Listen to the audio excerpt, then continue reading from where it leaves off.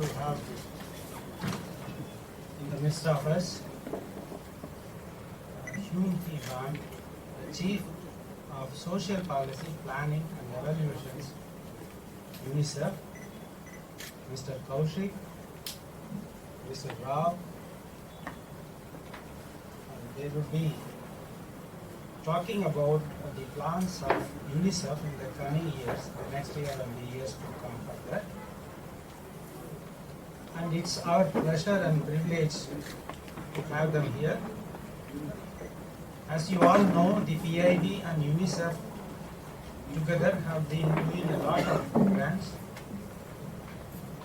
over the years, particularly in the last 2 years during the times of COVID-19 pandemic.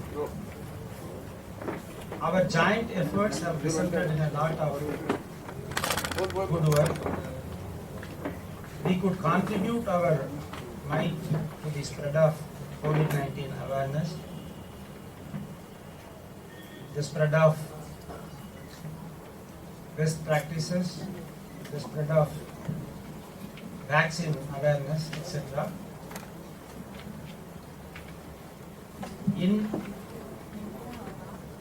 our multimedia campaigns, many a times, the State Minister for Health, Mr. Ma Subramaniam, the Union Minister for Information and Broadcasting, Dr. L. Murugan, and the Lieutenant Governor of Judiciary, Madam Tamilisai Soundararajan, participated, and the higher officials of health, including the Health Secretary and the Director of Public Health, all participated. These efforts resulted in spreading the message wider. Not only that, our model, our partnership with UNICEF, PIB UNICEF partnership, was viewed very positively up to the higher ups in the Ministry of Information and Broadcasting. And our secretary particularly appreciated our efforts and told other states to follow this model. We that way became a model for other states' units of PIB and the UNICEF. And we could also amplify through you, the friends in the media, print and electronic, and social media. And our concerted effort has resulted in amplifying the message, and our social media followership also has increased over this period. So it's a very positive, continuing association with the UNICEF we have. And it is a pleasure to have Madam here. She joined UNICEF headquarters in 2003. Her professional experience spans headquarters, supply division, regional office and field offices, and international GOs including the US, South Sudan, Sudan, Kenya, etc.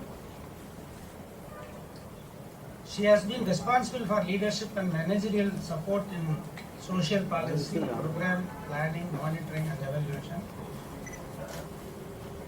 And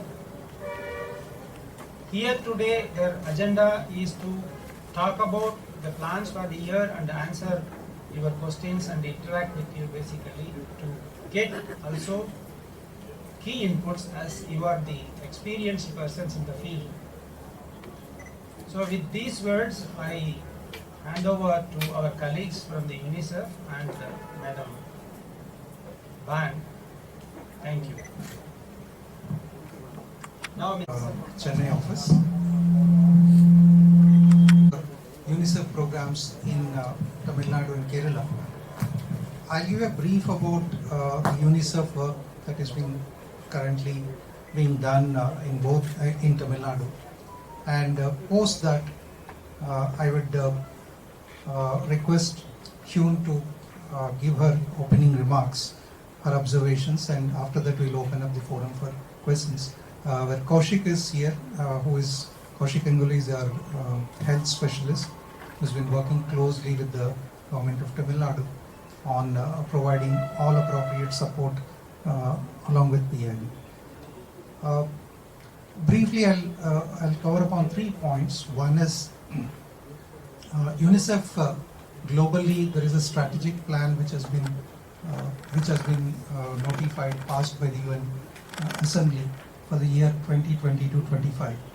Based on that, based on the agenda that has been set, we also have at the country level, India level, what is called an India country plan, wherein it is for the period 2023 to 2027.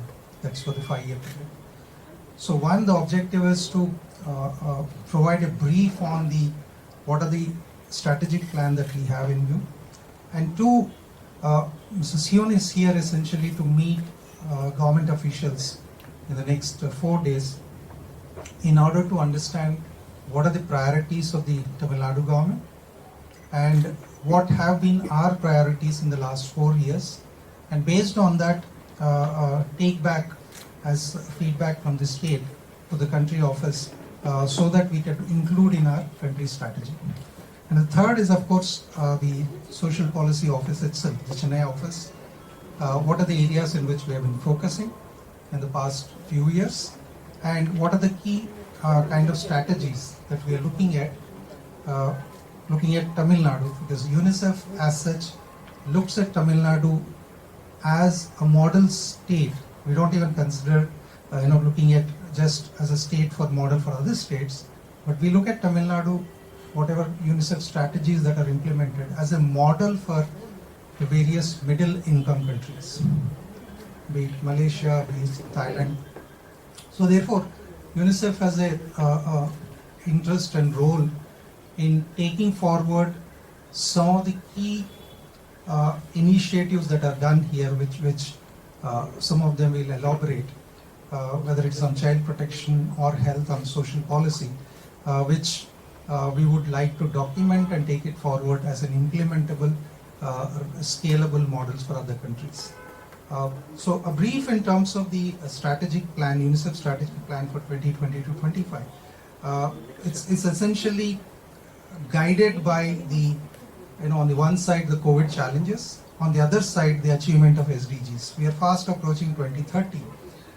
So therefore, the strategic plan has taken into consideration the constraints that would be there, and how do we achieve, what should be the key programmatic goals that will help in at least reaching the SDGs goals by 2030.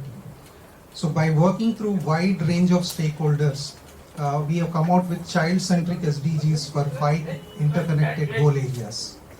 Okay, and these goal areas are essential. These goal areas is essential to achieve the child rights. So more than more than 100 states have already renewed the commitments to children's rights in the context of implementation of SDGs. Within that context, during this year, that is in the next few months, UNICEF India will also be coming out with its country plan. That's about the plan. And UNICEF, of course, has been working very closely with PIB in risk communication and community engagement for COVID-19 in Tamil Nadu. This involved basically sharing of information, mitigating rumors, effectively involving communities in response to the pandemic, and informing people of personal risks in decision making. Some of the collaborative works that we have done with various departments, health department, school education department, along with PIB, include training and capacity building, social mobilization and community engagement, special campaigns, 100 crore vaccination milestone campaign, producing mass communication materials, collaborating and new strategic plan that was launched by the executive director. Child protection is one of our critical outcome areas. So we look at, as you mentioned, violence against children, sexual exploitation and abuse, and what we found during COVID-19 pandemic, because of the school closures, there has been an increase all around the world. We did what's called the community-based monitoring, like rapid survey recently, last year. It was called the community-based monitoring feedback. It was a semi-real-time way of getting feedback from community. There were concerns expressed, and based on these feedback that we heard from community, from government, and from different stakeholders, and the evidence, that we collect from academic institutions about the plight of children, we'll be using it to design our program. But I'll let maybe Rao or my colleagues speak to the specific kind of program design for Tamil Nadu. So I think the child.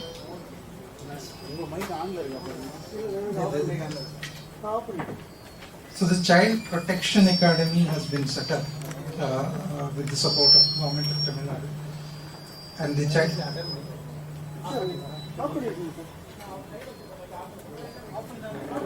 So the child, and it will be operational in a few months' time. In the Child Protection Academy, what we are trying to do is how do we kind of ensure that curriculum is properly designed for various kind of officials who are getting recruited into the government, whether it's police or judiciary or administration. That's the second. And third, of course, we are also working with closely with the school education department, trying to build awareness among the children and among the teachers. Apart from that, of course, the community involvement is very important. And the last initiative which we are planning for this year is essentially how do you sensitize the entire media itself in terms of reporting against child violence, reporting against child sexual abuse. And of course, the POSCO Act itself need to be properly kind of decimated to the right people. So these are some of the initiatives on which we have been working, and we hope to see much better results this year going forward.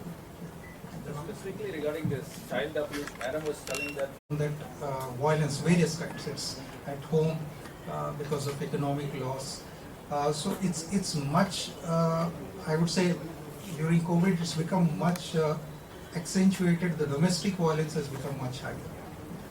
And second, of course, with the UNICEF, as I said, we are more of evidence generation and advocate with the government and support the government in taking measures in ensuring that appropriately it is dealt, whether it's through police or through teachers. That's what we generally do. Otherwise, if you want to add anything. Yes, I mean, I don't have the specific details from the feedback, but all across the world in UNICEF, we did rapid surveys at the community level. So one was a learning loss, issues of, as Rao mentioned, issues of, domestic violence, issues of child labor. Those are some of the key issues that came up all around the world, where UNICEF, therefore the new strategic plan really emphasizes the need to have a protective environment. I mean, COVID-19, the second, we call in UNICEF learning crisis during the COVID-19. One of the biggest crises was also the learning crisis because of the very long school closures all around the world. And we often talk about, the human capital development. If we miss the opportunity to equip the children with these critical life skills, and not only technical skills, what we found is the well-being skills. The mental health issue became at the forefront. So last year we do a flagship report in UNICEF where we spotlighted the issue of adolescent mental health as being one of the key priorities. There was long durations of isolation. We had many children that lost their parents, their siblings due to COVID-19. So we need to equip children with those coping mechanisms and skills to talk about how they feel. There's issues of depression. How do they cope? So this is an emerging area that we're really working with different partners to try to design a program to support those children. So those are some of the issues that we look at. COVID-19 pandemic also spotlighted the critical importance of social protection programs. So countries, one is to commend India. India has the largest globally social protection schemes in the world. You have PDS, you have the Rural Employment Guarantee Program, MGNREGA. You have so many different schemes where this can be rapidly expanded to cover vulnerable families. However, we also learned a big lesson in UNICEF that it needs to be inclusive. Issues of migrants, they were not able to easily access the social protection schemes due to the documentation requirements. There were long delays. So as UNICEF, we realized we need to target those really outside of the periphery, the people with disability, migrants. So we need to do something that's social protection programs are designed in a flexible manner to support people. And then another key thing that came up, and you may have seen some news, universal child benefits. There are many studies over the past. The Overseas Development Institute, they even published a report. Those countries that did a child benefit scheme to provide cash transfer to families with children, they actually boosted the GDP. It leads to economic growth because with that cash that the family uses, they send children to, it's a virtuous cycle. They have the means to send the children to school or buy nutritious food, or they have the safety nets to find alternative jobs. So those countries that had child benefits actually saw a growth in the economy. And this is why in Europe, like for example, it's a much smaller country, Montenegro, they launched the child benefit scheme. I just read Tunisia this year, the government announced a child benefit scheme for the ages of 0 to 6. In Montenegro, it's 0 to 18. So they're piloting this scheme as a way to what's called inclusive COVID-19 financial recovery. So these are some of the models that we also like to advocate. There were many lockdown measures, not only in India, but also many parts of the world, including my country, Korea, where I'm from. There were no schools, there were no interactions with their peers. They saw parents and their siblings suffer from COVID-19. Some passed away. So they lost both their parents, or one parent, they lost their grandparents, they couldn't see them for a long time. They were not able to process something. Imagine, I as an adult was during lockdown and quarantine measures, I also, I went through it was very tough. And I'm sure you may have felt difficult times, and imagine a child, an adolescent. How do you process such an information? So this is something that we're looking at. This is one of the reasons I don't have the reports with me, but this is highlighted in what's called State of the World's Children Report that was launched in 2021 by UNICEF globally. It has case studies from different countries. In India alone, I believe our team has put together case studies, stories from different children where they face difficulties. We had this beautiful, story called My Hero. I don't know if you heard, My Hero. It talks about the journey. So you know My Hero. It's a beautiful story about, from a children's view of how they saw COVID-19. And it also talks about the importance of inclusion, because in there's stories of different nationalities, religion, different backgrounds, children with disability, where they went through the whole journey of COVID-19, how difficult it was. But one of the hopes and inspiration was, the support among peers, different messaging of hope. And I think this is what we need today. Hopefully we're getting out of it, and I'm sure that we will come out much stronger. But at the same time, this I don't think is the last pandemic. This is not the only disaster and emergency that will hit, because now we talk about climate refugees, climate migrants, different effects of climate change that has on children as well. So you raise a very good point that we need to address adolescent well-being and mental health issues.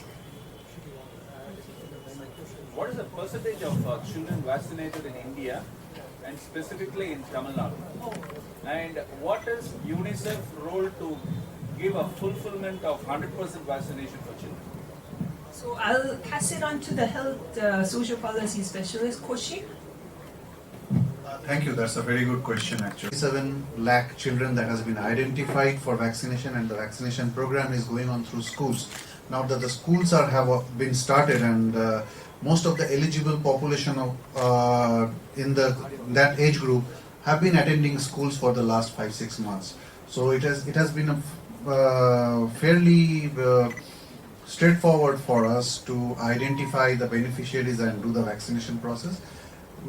In parallel, we are also mounting, like during the early phases of COVID-19 vaccination, we have mounted campaigns identifying the benefits of vaccination and why it is necessary for children to get this vaccine so that they can gradually ease back into the normal course of life. It's also, we have to realize that these children are coming out of their homes after a long time and is attending schools. And as we know, children are going to fraternize when they are in schools. They are going to mingle. So vaccination is very important for them. So that is the message that we are reinforcing through our partner agencies like PIB, media and other health department channels. And the vaccination process is very much on course. Of course, the migrant labor. No, I'm not talking about migrant labor just from other states, I'm talking about within the state itself. The point that you're mentioning in terms of, let us say, an auto rickshaw driver's kit, what does it look like? Not only him. Yeah, not only. Yeah, as an instance. What we see is that, of course, keeping COVID aside, there is obviously a lot of aspirational value that is there in every parent. I'm talking about just coming out of interaction with a parent who is class 6th or so, and after that he became a manual labor. But his kids are studying in Bihar in a remote village in a school. And he says, look, I want my kids to be educated. So the point here is, what is UNICEF doing in terms of ensuring that importance of education for economic upliftment happens. So there are some specific kind of interventions that we are doing. One is, of course, the entire skilling itself. Recently, Honorable Chief Minister has launched the program. So on the skilling part of it, not in a traditional sense. In the traditional sense is that you only encourage certain skills. Here, skilling more from a career guidance perspective. What are the various career options available? And in a playway manner, the workbooks are released. And these are available to the students not as a kind of curriculum part. That's one initiative. The other one specifically with respect to the slums, what we are looking at is there are two parts to it. One is the emotional aspect itself. So we are coming up with some kind of playway methods where children share with each other, like a kind of Pokemon kind of game we are designing, and we have piloted it. It's interesting, 3 or 4 people congregate at a place. It's a kind of role play and trying to understand what are their aspirations, what are their fears. So those are certain innovative things that we are doing specifically with the slums, so that there is much larger world that they are exposed to, but at the same time there is a conflict in terms of how do I reach that higher level in terms of education, in terms of better career opportunities. So I would say in 2 points. One is dissemination of information in a manner which is not very academic, because anything that is academic will not stick. So that's how we are looking at it, dissemination of information in a manner which is in a play way, in a manner which is accessible to them, and especially accessible to, because there is a digital divide, accessible in a manner which is textbooks, where workbooks are printed and made available to the kids. That's how we are looking at it. Ma'am, you talked about how educational institutions are not seeing children come back to school. In general, I think the quality of learning, I mean, that's an issue that comes up time and again. Of course, we have a curriculum, is it fit for the new age? For example, now I think many states have started looking at climate change related curriculum, the greening, to look at the priority issues coming today. But I think just to engage the student, because now it's been 2 years since the pandemic, I think the curriculum and the way of teaching should be different. So a lot of states, and I will commend a lot of the states in India that have really rapidly rolled out digital education platforms. I know that in many states, like in Kerala and Tamil Nadu, I think you've kind of looked at the digital education, but many rural parts of India do not have access to the medium, the device or the platform to be able to access digital education. So one of the key things that globally we have started identifying as a priority, because it doesn't only, it's not only a problem for India, but all parts of the world, especially Africa, digital education divide. This is a critical issue that we're supporting. We have a team called Technology for Development, looking at different issues of using technology for the good of development. So we saw in the recent National Union budget release the focus on digital transformation across all of the different programs, including health mission. So this is an area that we're looking at. I mean, I think in education specifically, if we don't address the digital divide issue, a lot of the children will be outside, not able to access the opportunity and really be left behind. Excuse me? What are the new strategies?